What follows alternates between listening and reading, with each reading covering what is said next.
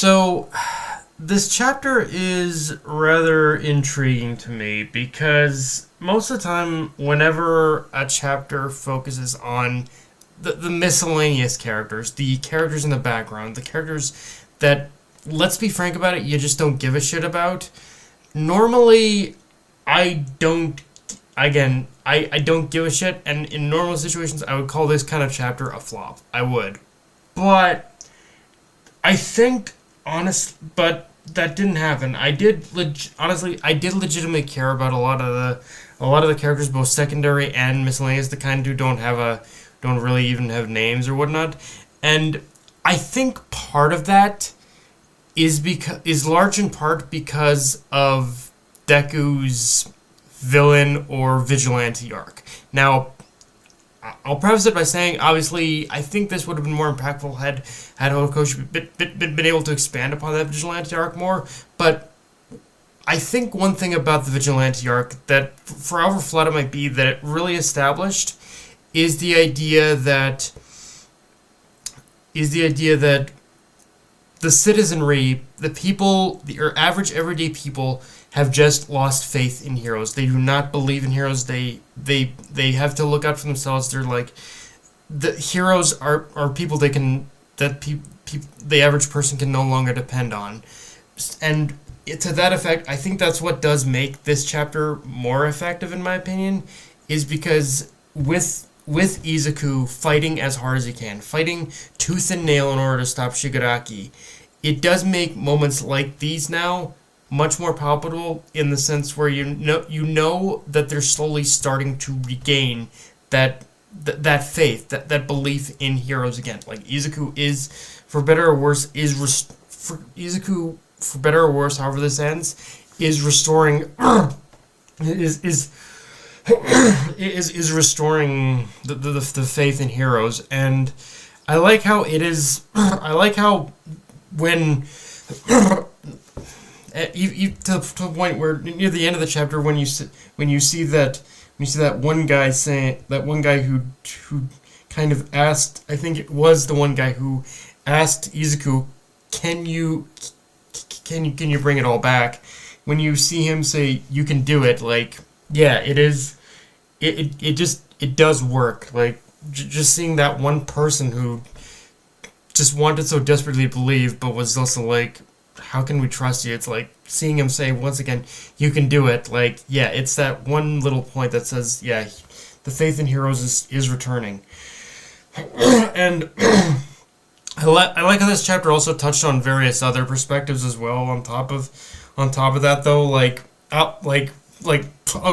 for example, putting it, a very cute moment of it. The very cute moment I loved is seeing like Kota and Eri holding hands, and Kota encouraging Eri, saying, I didn't once believe that we both have to believe in Izuku. Like, just seeing that moment between Kota and Eri, like saying, I know it's hard, I know it's difficult, I know that sometimes you just want to go there, you want to help him all you can, but sometimes all you have to do is believe. Like, seeing Kota say those words basically to Eri, it's like, it's a very cute but very, I'm not gonna lie, very heartfelt moment.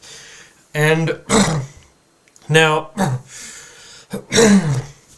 obviously we also got to talk about Kaminari's moment, where he basically says to Momo, like, this pretty much all, where he says to Momo, Izuku is fighting his damnedest out there, so why is it that I'm having so many doubts about whether or not he can do this? Like, it's one of those moments where I think it is obvious, I think, that Izuku is probably going to come out of this okay, but like seeing the moment between Kaminari and Yaoyorozu, and Kaminari saying, I want to believe he can do this, but why am I doubting that he can? Like, it's one of those moments where I think obviously Izuku is going to come out of this okay, but it's like you can kind of see like Kaminari's faith being tested there. Like, he, after this point, he never really understood. Like, I think even after the moment where after the whole thing of Izuku fighting Class 1A, I think they did all genuinely believe that everything would be okay, that they would all come out of this okay once they teamed up together like they always did. But I like how with this moment with Kaminari, it is kind of showing that test of faith, and like he has experience now what Izuku's been fighting against. He's seen hell, and he's like, is Izuku going to be? Why is it that I'm having such a hard time believing Izuku can take it, can make it out of this okay? Like again, this is one of those chapters where a lot of the little moments do definitely stick out more than the bigger ones, honestly, and and obviously to cap it off, Eve, and I guess talking about Class 1A2 here, we obviously do get a moment, a very small moment, where you see the paramedics coming to kind of save all the heroes, all of Class 1A, and one little stray line there in that moment is that supposedly Uraraka is in critical condition. Now, again, I'm pretty confident Izuku is going to make it as alive, but it's like, that is one of those moments where it does make you, and I do believe Uraraka might be okay for this, but it is one of those moments where it does make you question, is Uraraka going to be okay? Because again, the idea in itself of her pretty much, like, it is one of those moments that's like, it does make you question just a little bit, is she going to make it out of this? Which I kind of appreciate Horikoshi kind of throwing that little bit in there, saying, is she going to be okay? Now, again, I think from my understanding, the last time we did see Uraraka, like, blood was being transferred to her, I believe. Like Himitoga was transferring blood to her, so I think she's going to be okay, but it's like, it does make you still question, is she going to be okay? And obviously, to cap off the chapter, we get a moment between Rocklock and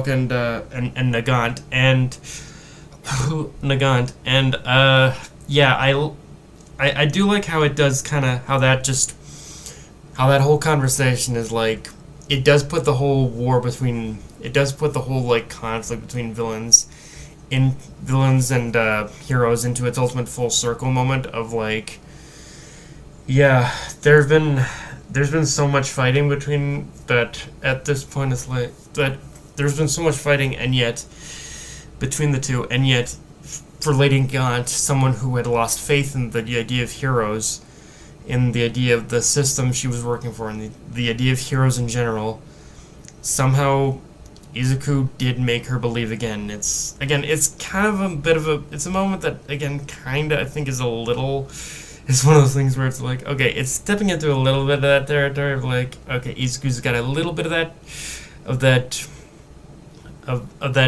child of prophecy thing to him, but it's like, also like, yeah, it does. Izuku has had just that effect on people. Like, he's never been one to give up, even when and I think that just that ability not to give up, it has made people believe again, I think. But yeah, guys, that's pretty much all I have for this review. If you enjoyed the video, like, comment, subscribe from my Twitter, Analyst Crunchyroll, be sure to notification bell with the subscribe button, and just share the video around, guys. Dark Knight of Night signing off. Later, everyone.